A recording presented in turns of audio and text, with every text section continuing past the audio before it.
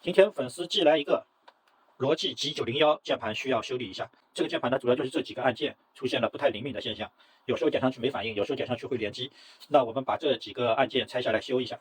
这个键盘比较大，而且它的一个背面的螺丝比较多，那我把它拆开。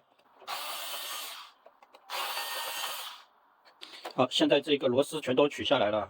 它这个罗技的键盘，这下面这个口是可以往上抬的，抬了之后，这里下面有2个螺丝，这里边这个脚贴、这个脚贴还有这个脚贴下面也都有螺丝，都要拿掉。拿掉以后呢，这个盖子可以打开。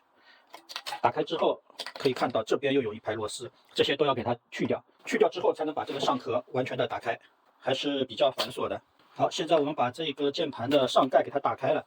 这3个螺丝要拆掉，还有这里2个螺丝也要拆掉，然后才能把这个主板给它拿出来。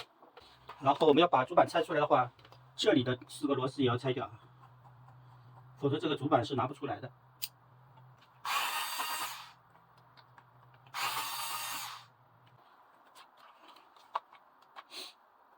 先要把下面这一个抽板先把它抽出来，然后才能把这个主板拿出来。拿出来之后，这一个音量滚轮的这条线先要给它拆掉，整个主板这样就拆下来了。按下去呢，我们要把那些轴体有问题的轴体给它拆下来。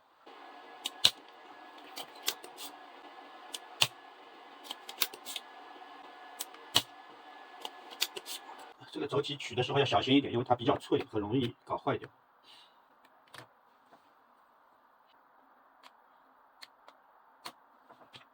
这个罗技的键盘用的是欧姆龙的特制的轴体，这个轴体呢，用普通的这个开轴器是打不开的啊，我们还是只能用那个小镊子把它一点点的撬开。啊，这是打开，我们看到它和普通的轴体比，它这里边是个大弹簧，它的弹簧特别大，所以它的一个弹性保持的一个也是比较均衡的，它的弹性也不容易衰减。那普通的轴体呢，我们看一下，那普通的轴体的一个弹簧放在一起比较一下，差距还是非常大的啊。好的。接下来我们拿了6个好的这个轴体，我们来测试一下，非常的灵敏啊。好，这6个轴体都是好的，那我们把它给装到主板上去。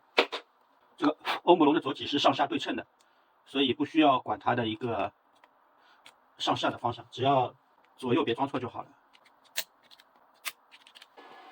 好，轴体都装好了。这个罗技键盘壳里面还是蛮脏的，我们给它刷一下。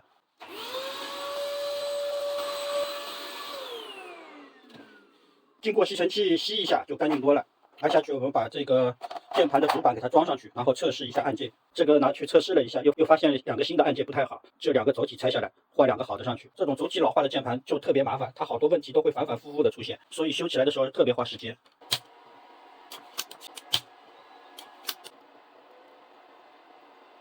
刚刚进行测试了一下，这个按键全部都是好的了。之前是怎么拆下来的，我们现在怎么把它装回去就好了。那组装的过程呢，就不再赘述了。现在这个罗技 G910的键盘已经组装完毕了，整体还是非常漂亮的。好的，现在这把罗技的键盘我们插上电脑了，我们测试一下按键。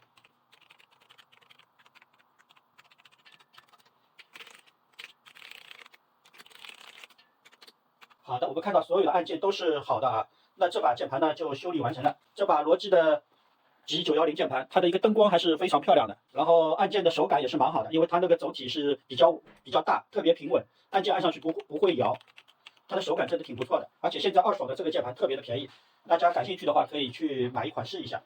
好了，本期的视频就到这边，谢谢大家观看，我们下期再见，拜拜。